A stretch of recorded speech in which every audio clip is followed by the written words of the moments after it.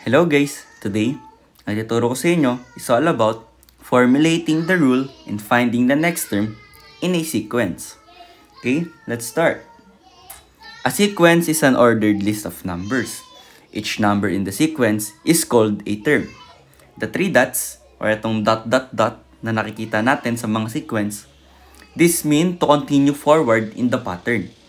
To fill in the missing numbers or symbols in a given sequence, we need to find out the rule or pattern for generating the next term.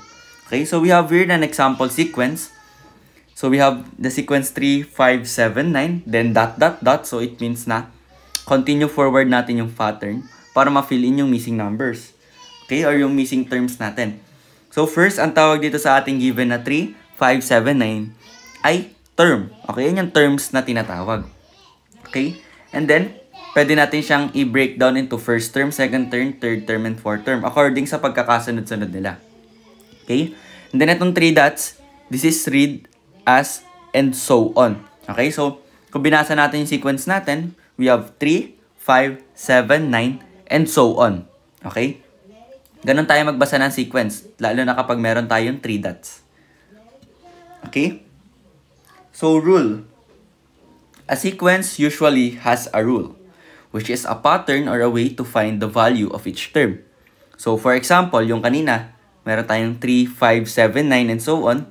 First term natin is 3. So, it starts at 3 and goes up 2 every time. So, what it mean by that is, kada next term natin, tumataas ng 2 yung ating susunod na term. So, yung 3, tumaas ng 2, next term natin is 5. Then, to get yung next term natin na 7, yung 5, tumaas lang uli ng 2. Dahil 5 plus 2 is 7. And so on and so forth. So, ngayon, yung rule natin is add 2. Okay, so, pinakita siya, 3 plus 2 is equals to 5. 5 plus 2 is equals to 7. 7 plus 2 is equals to 9. And so on and so forth. Ayun yung pattern or yung rule ng ating sequence. Okay? So, for the rule, add 2. Yun lang yung ilalagay natin. Okay? So, applying this, yung sequence, yung term, kung ano-ano man yon, kung yung rule natin, kung paano tayo maghanap ng rule, let's have some examples. So, find the next 3 terms in the sequence.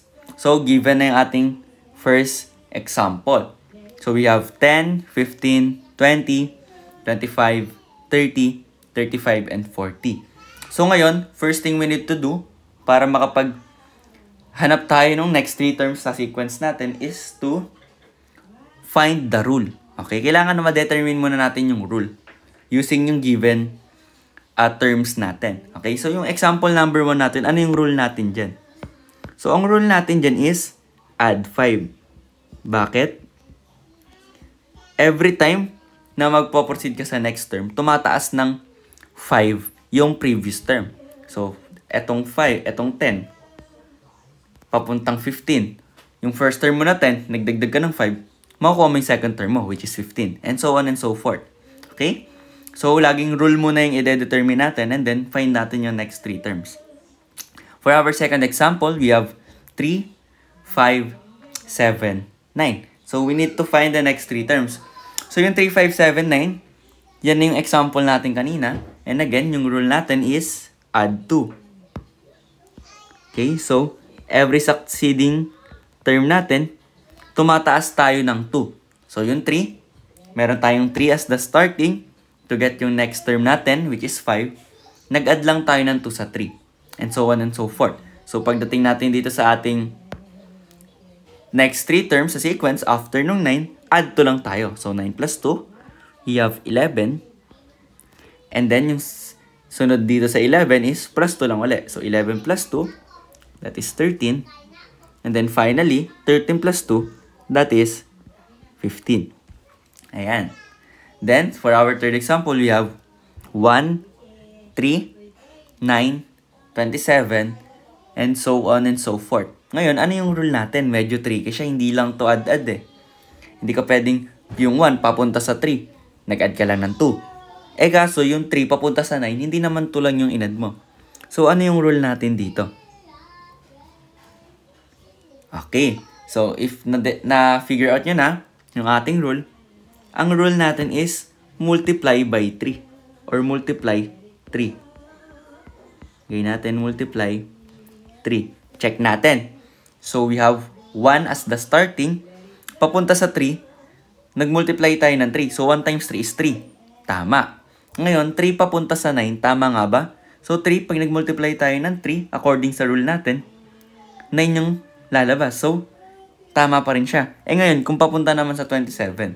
So, 9, nag-multiply ka ng 3 according sa rule. 27 yung lumabas. So, tama pa rin. So, ibig sabihin, ang rule natin is indeed multiply 3 lang. Okay? Kung kanina, puro add. Ngayon, multiply naman. Okay? So, ngayon, to find yung next 3 terms natin, we need to multiply 3 sa mga previous terms. So, ngayon, to find yung susunod sa 27, so, 27 times 3 lang. So, we have 27 times 3. That is 81. And then, to find yung susunod, we have 81 times 3. And 81 times 3 is equals to 243. And then, finally, to complete yung 3 terms natin, multiply lang ulit natin sa 3, yung 243. So, 243 divided by, multiply by 3, that is 729.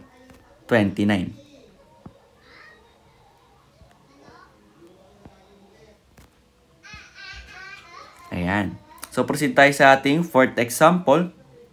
We have 2, 5, 8, 11, and so on and so forth. Ngayon, ano yung rule natin? So, ang rule natin is, kung from 2 na starting natin, pupunta kang 5, nag-add ka lang ng 3. From 5 to 8, nag-add ka lang uli ng 3. And 8 to 11, nag-add ka lang uli ng 3. So, ang rule natin is add 3. Ngayon, to find yung ating next 3 terms dito sa sequence, mag-add lang tayo ng 3 sa previous term natin. So, yung 11 plus 3, that is 14. And then 14 plus 3, that is 17. And 17 plus 3, that is 20. Ayan, complete na natin yung next 3 terms sa ating sequence sa fourth example natin. And then lastly, we have here 1, 8, 27, and so on and so forth. Ngayon, ano yung rule? 1 papunta sa 8, nag-add ka ng 7. Kaso, 8 papunta sa 27, hindi lang naman 7 yung itinaas niya. Ngayon, how about multiplication? Yung 1, para mapuntang 8, ang pwede mo lang naman i-multiply is 8. So, 1 times 8 is 8. Pero, pagdating ng papuntang third term, yung 8 papunta ng next term, pag nag-multiply ka ng 8 sa 8, 64 ang lalabas. Hindi siya 27. So, hindi yun yung rule natin. So, ngayon, ano yung rule natin?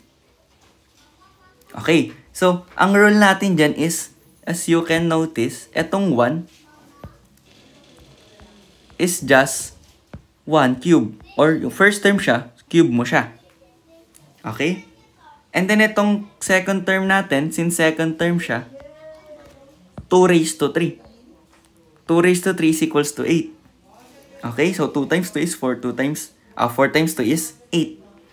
Ngayon, itong 27 naman, third term siya. So, hanapin yung cube ng third term. So, 3 times 3, 9. Times 3, 27. So, tama siya. So, ang rule natin is cube kung pang ilang term siya. So, itong ating susunod na tatlo, kailangan nating alamin muna pang ilang term sila. Okay? So, itong after ng 27, we have the fourth term. So, hanapin natin yung 4 cube. Okay? So, ano yung 4 cube? So, 4 times 4, 16. Times 4, we have 64. Ayan. And then yung susunod sa 64, so, pang fifth term siya. So, hanapin naman natin yung cube ng 5. So, 5 cube is 5 times 5, 25. 25 times 5 is 125.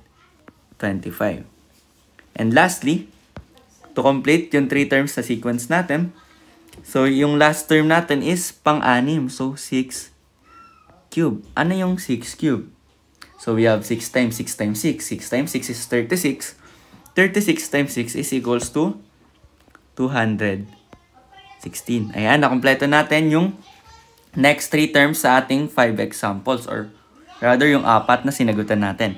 Okay, so ganun lang. Yun lang yung mga technique natin pwedeng i-apply to find yung rule. Pwedeng nag-add, pwedeng nag-multiply.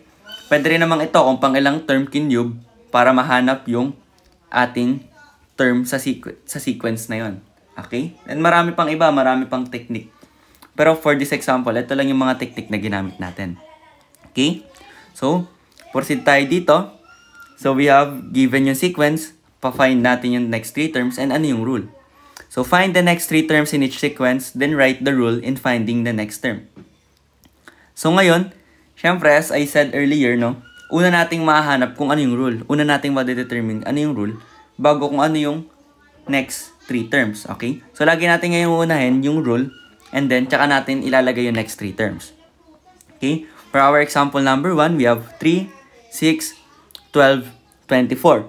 So, ano yung ating rule dito? Okay? So, we have 3 as our first example. And then, or rather the first term. And then, second term, 6. Third term is 12. Fourth term is 24. So, ano yung rule natin? Hindi tayo nag-add dito. Nag-multiply ba tayo? Tama. Ayun yung rule natin. Is multiply by 2. So, to check. So, yung 3. Para makapunta tayo dun sa 6, yung ating second term, pag multiply mo siya sa 2, magiging 6 siya. So, 6 papunta sa 12, 6 times 2, 12. And 12 papunta sa 24, multiply ka lang ng 2, that is 24. So, tama yung rule natin na multiply 2. So, for our next 3 terms, so, 24 multiplied by 2, we have 48. 48 multiplied by 2, that is 96. And 96 multiplied by 2, that is 192. Ayan. So, for our second sequence, we have 2, 9, 16, and 23. Ngayon, examine natin ano yung rule natin. So, 2 papunta sa 9, nag-add ka ng 7. 9 papunta sa 16, nag-add ka ng 7. 16 papunta sa 23, nag-add ka ng 7. So, consistent yung ganung pattern na add 7. So, that is our rule. And, yung next 3 terms natin, so 23, add tayo ng 7, it is 30. 30, add tayo ng 7, 37. 37, add tayo ng 7, that is 44. Ayan.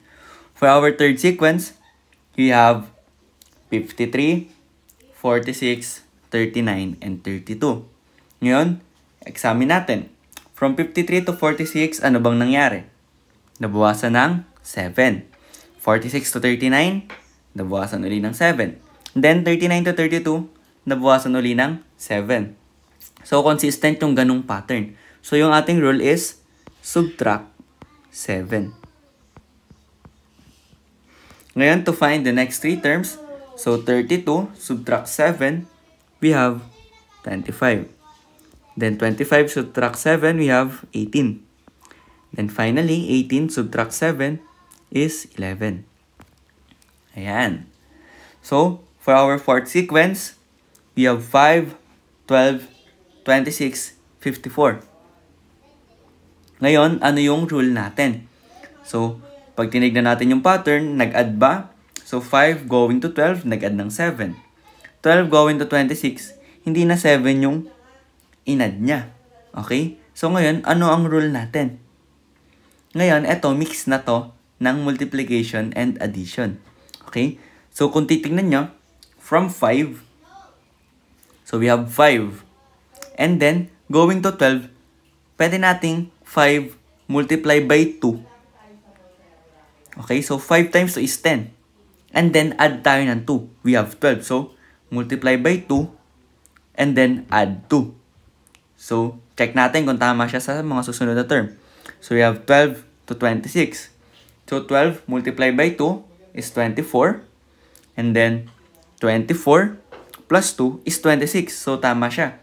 So, 26 to 54, check uli natin.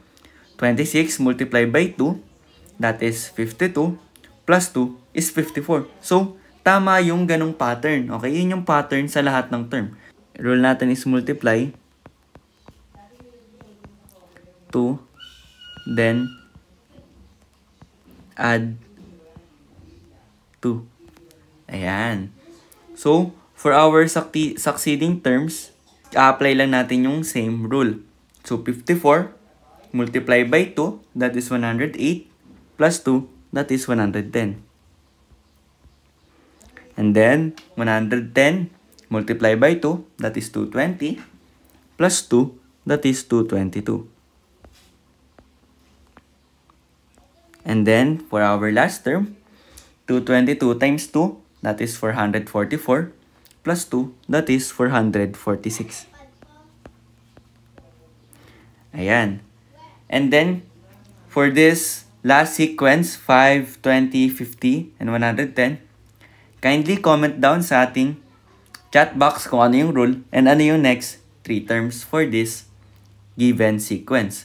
Okay? If medyo nalilito pa, pwede nyong balikan or yung earlier part ng video na ito, pwede nyong panoorin uli kung paano tayo naghahanap ng rule. Paano natin ina-analyze yung mga sequence natin to identify or determine the rule. And then by that, mahanap na natin yung next 3 terms. Okay? So, ganun lang. Medyo nalilito.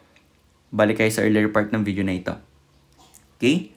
So, proceed tayo. So, match the sequence in column A to the rule that generates the term of the sequence in column B. So, we have here column A as the sequence and column B as the rules. So, first given sequence natin sa ating column A is 8, 11, 14, and 17. So, ano yung rule dyan? So, from 8 to 11, nag-add ng 3. From 11 to 14, nag-add ng 3. 14 to 17, nag-add ng 3. So, yun yung pattern. So, therefore, ang ating rule is add 3. Okay? So, ayan. Imamatch natin siya. Pwede natin lagay din dito. E. Yan. Then, for our second sequence, we have 12, 24, 48, 96. So, ano yung rule? So, from 12, papuntang 24, yung 12, pwedeng nag-add ng 12. Pero, pagdating ng 24, papuntang 48, hindi ka lang nag-add ng 12. 24 na yung inad mo. So, hindi ganun yung pattern natin. So, ngayon, ang pattern natin is from 12, papuntang 24, yung 12, minultiply mo ng 2. Pwede din, di ba? Kasi 12 times 2 is equals to 24.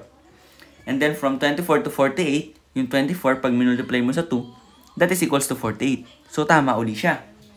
And then from 48 to 96, yung 48 pag minultiply mo sa 2, that is 96. So tama uli siya. So that's our pattern. And therefore, our rule is multiply by 2. Okay? Or itong letter D. Ayan. Next, we have 7, 15, 31, 63. Ngayon, ano kayang naging pattern natin dito? So, from 7 to 15, nag-add ng 8. Pero 15 to 31, hindi 8 yung inad mo. So, anong possible pattern natin? So, pwedeng pattern natin is, yung 7, mumultiply mo sa 2, and then mag-add ka ng 1. Okay, check natin. So, 7 multiply mo sa 2, that is 14. And then plus 1, that is 15. And then from 15 to 31, so 15 times 2, that is 30, plus 1, 31. So tama uli yung ganong pattern. And then from 31 to 63, 31 times 2, that is 62, plus 1, that is 63. So yun yung ating pattern, multiply by 2 and add 1, which is etong letter C. Okay? For our fourth sequence, we have 56, 49, 42, and 35. So, from 56 to 49, nag-decrease ng 7 or nabawasan siya ng 7. Then, from 49 to 42, nabawasan ulit siya ng 7. And then, from 42 to 35, nabawasan ulit siya ng 7. So, consistent yung pattern na nabawasan ng 7. Therefore, our rule is subtract by 7 or letter B. Then finally, isa na lang naman yung natitira, which is etong letter A. Ayun na yung sagot natin. Pero analyze pa rin natin. So, 14 to 41, ang sabi dun sa rule is multiply by 3 and subtract by 1. So, 14 times 3, that is 42. and then subtract by 1, that is 41. So, tama. And then from 41 to 122 or 122, 41 times 3 is equals to 123. Then subtract by 1, that is 122. So, tama siya. And then finally, 122 to 365. So, 122 times 3, that is 366. And then subtract by 1, that is 365. So, tama yung rule natin for the sequence na multiply by 3 and subtract by 1. Okay? Malinaw ba sa inyo kung paano tayo naghahanap ng rule sa given sequence natin and kung paano natin hinahanap yung mga next terms? Okay, kung medyo nalilito pa rin, pwede nyo ulitin yung video na ito and aralin nyo ulit or panoorin nyo ulit kung paano tayo nag-identify ng rule and paano natin kinukuha yung next 3 terms. Okay? So, that's it for our video for today. I hope may natutunan kayo and maraming salamat sa panonood.